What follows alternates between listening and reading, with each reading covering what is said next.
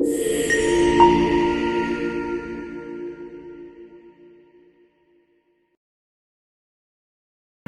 की हमारी problem leet code की एक इजी लेवल प्रॉब्लम है जो कि है find first palindromic string in the array.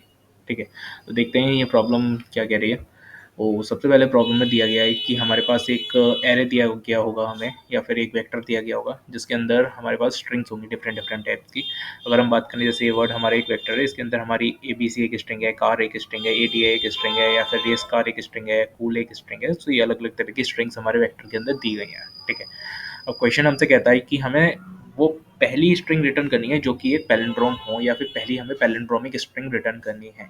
और अगर कोई पैलिंड्रोमिक स्ट्रिंग इस पूरे वेक्टर या पूरे एरे में नहीं है, तो इन केस में आप एम्प्टी स्ट्रिंग या फिर खाली स्ट्रिंग एक रिटर्न कर सकते हो। ठीक है, तो क्वेश्चन एकदम सिंपल सा है। बट अगर आपको नहीं पता कि पैलिंड्रोमिक स्ट्रिंग या पैलिंड्रोमिक नंबर क्या होते हैं, तो एक बार उसको हम छोटा सा देख लेते हैं कि पैलिंड्रोमिक स्ट्रिंग या फिर पैलिंड्रोमिक नंबर हमारे क्या होते हैं।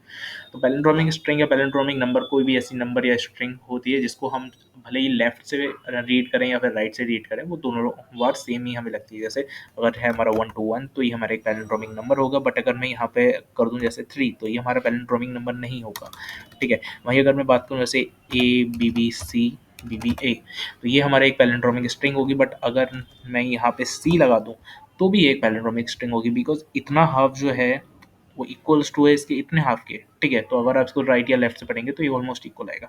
बट अगर मैं यहाँ पे एक और बी लगा देता हूँ या फिर एक और ए लगा देता हूँ, तो ये हमारी पैलिंड्रोमिक स्ट्रिंग नहीं होगी। ठीक है, तो देख लेते हैं इस क्वेश्चन को हम कैसे अप्रोच करेंगे। वैसे तो नॉर्मल क्वेश्चन है, एकदम सिंपल सा।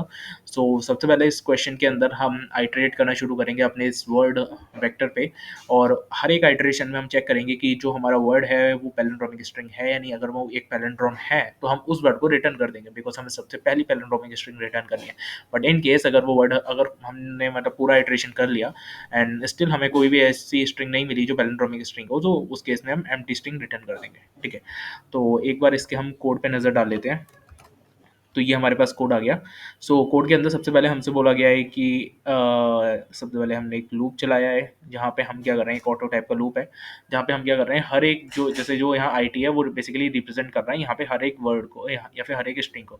सो यहाँ पे ये हर एक ऐसे स्ट्रिंग को रिप्रेजेंट करेगा। तो उसके बाद ये इस पैलिंड्रोम, जो कि एक ऊपर बूल टाइप का फंक्शन है, जो कि चेक करेगा कि ये पैलिंड्रोम है नहीं, कि स्टार्ट और एंड वो 2 पॉइंटर अप्रोच से ये चेक कर रहा है कि ये पैलिंड्रोम है नहीं। अगर ये रिटर्न ट्रू आ जाता है यानी पैलिंड्रोम है, तो उसको हम रिटर्न कर देंगे, एल्स हम एक एम्प्टी स्ट्रिंग रिटर्न कर रहे हैं। ठीक है, तो एक बार इस कोड को हम लोग सबमिट करके देख लेते हैं।